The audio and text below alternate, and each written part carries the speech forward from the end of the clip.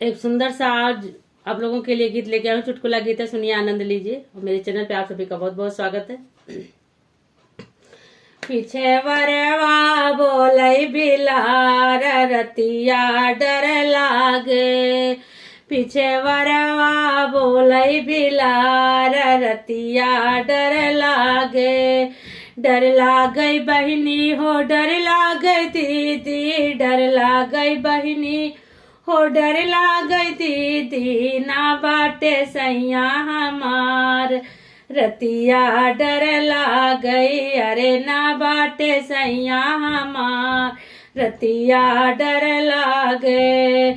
कैसे जगाऊं सखी अपने ससुर का, कैसे जगाऊं सखी अपने ससुर का, अपने ससुर का दीदी, अपने ससुर का।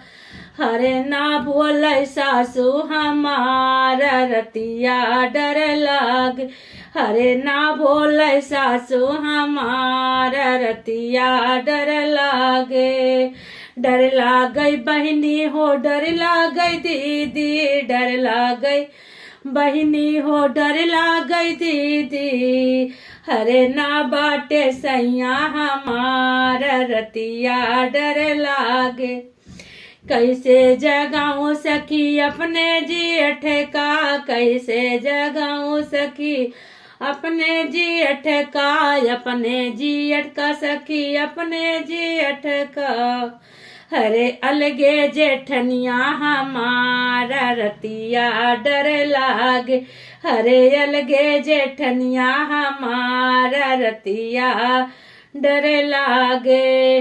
डर लागई बहिनी हो, डर लागई दीदी, डर लागई बहिनी हो, डर लागई दीदी।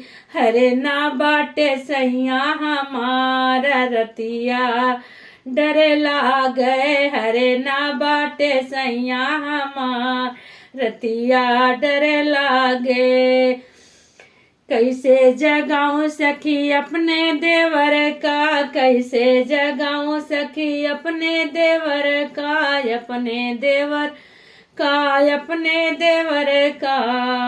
हरे नकरीली दौरनिया हमारा रतिया डर लाग। हरे नकरीली दौरनिया हमारा रतिया डर लाग। डर लागई बहिनी हो, डर लागई दीदी, डर लागई बहिनी हो, डर लागई दीदी। हरे ना बाटे सैया हमार रतिया डर लागे। हरे ना बाटे सैया हमारा रतिया डर लागे।